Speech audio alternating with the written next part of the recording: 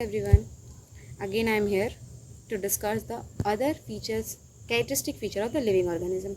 Last 3 videos में हमने discuss किया है ग्रोथ, उसके बाद रिप्रोडक्शन एंड थर्ड मेटाबॉलिज्म. तो इसमें हम next defining properties of living organism discuss करने वाले हैं कि हम लोग कितने कंसर्न हैं, कितने कंसाइननेस हैं अपने इन्वायरमेंट से लेके. ओके, तो ये मोस्ट ऑब्वियस और टेक्निकली कॉम्प्लिकेटेड फीचर है लिविंग ऑर्गेनिज्म का, जो है ये कि इसकी एबिलिटी कि सेंस करे ये सराउंडिंग के इन्वायरमेंट को और उसके अकॉर्डिंग रिस्पॉन्स करे इन्वायरमेंटल स्टिमुलस को. जैसे कि वो फिज़िकल भी हो सकता है, केमिकल भी हो सकता है और बायोलॉजिकल भी हो सकता है.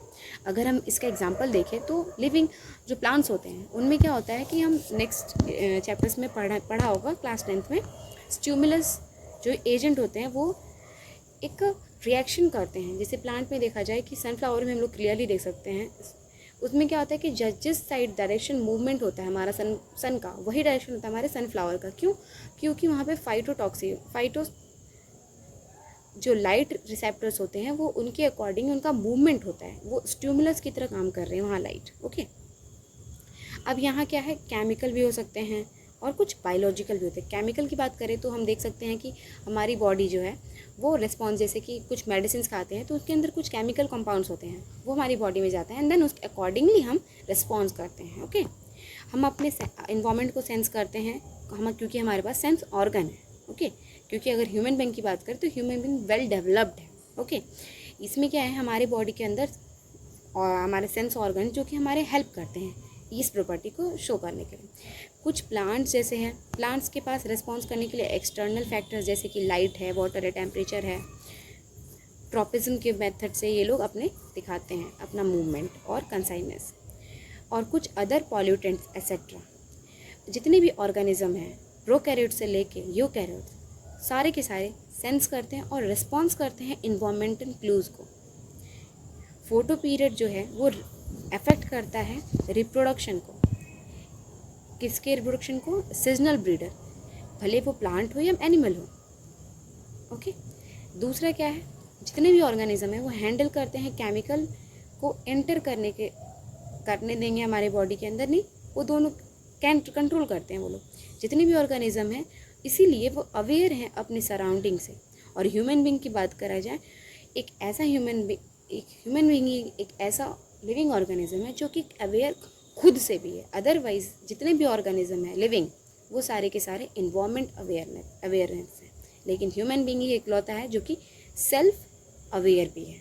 इसीलिए अवेयरनेस को हम लोग एक defining property of living organism कह सकते हैं. ओके, हम ह्यूमन बीइंग की बात करें तो ये बहुत डिफ़िकल्ट हो जाता है डिफ़ाइन करना लिविंग स्टेट. जैसे कि हम लोग ऑब्ज़र्व करते हैं पेशेंट को, कुछ पेशेंट जो होते हैं वो कोमा में होते हैं हॉस्पिटल में, वो वर्चुअली सपोर्टेड, उनकी बॉडी को सपोर्टेड करके हम, जैसे कि हार्ट रिप्लेस किया या फिर लंग, ये सारे वर्चुअली हम उनको मशीन प्रोवाइड करते हैं जिससे वो पेशेंट जो है वो लिविंग स्टेट में रहे.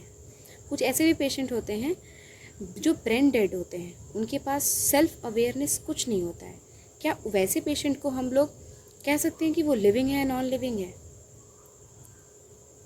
और हम लोग ऐसा भी नहीं कह सकते हैं कि वैसे पेशेंट जो हैं वो नॉर्मल लाइफ में कभी नहीं आ सकते हैं, ऐसा नहीं कह सकते हैं. ठीक है, इसीलिए ये थोड़ा यहाँ पे कंफ्यूजिंग है कि हम उन लोगों को लिविंग कह सकते हैं या नहीं कह सकते हैं, लिविंग है या नॉन लिविंग है.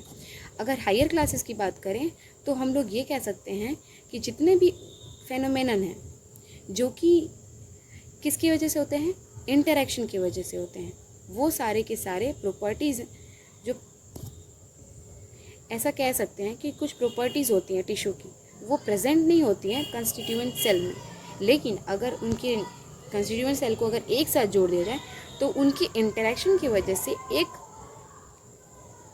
रिजल्ट निकलता है. ओके, उसी तरह प्रॉपर्टीज़ ऑफ सेलुलर ऑर्गेनेल का हम ये प्रेजेंट नहीं कर सकते हैं मॉलिक्यूलर कंस्टिट्यूएंट के, बट उनका result as a interaction molecular compound का हम उनको कंप्राइज करते हैं और एक ऑर्गेनेली के. ठीक है, ये जो इंटरेक्शन होते हैं वो रिजल्ट करते हैं इमर्जेंट प्रॉपर्टीज़ को, जो कि हायर लेवल ऑफ ऑर्गेनाइजेशन होता है. ओके, इसी फेनोमेना को, ये ट्रू हायरार्की है organisation complexity of all level.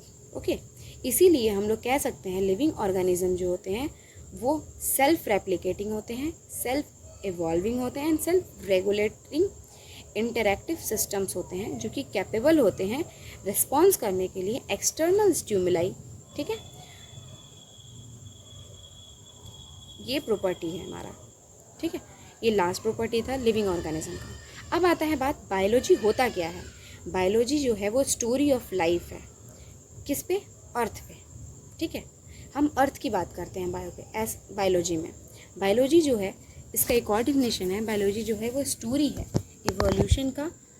किसके इवोल्यूशन का? लिविंग ऑर्गेनिज्म का। कहाँ पे? अर्थ पे। तो हम ऐसा कह सकते हैं ये स्टोरी है लाइफ का अर्थ पे, या फिर ये इवोल्यूशन स्टोरी है जो कि लिविंग ऑर्गेनिज्म कौन से प्लेनेट पे? अर्थ पे। ओके, जितने भी लिविंग ऑर्गेनिज्म हैं प्रेजेंट में हैं या पास्ट या फ्यूचर में आने वाले होंगे, वो कहीं ना कहीं एक दूसरे से लिंक्ड होंगे वन अनदर से, क्योंकि यहाँ पे जो है वो शेयरिंग होता है कॉमन जेनेटिक मटेरियल, लेकिन उनमें कुछ डिग्री ऑफ वेरिएशन होता है that result to the variation. Okay, thank you, hope you like this video, bye.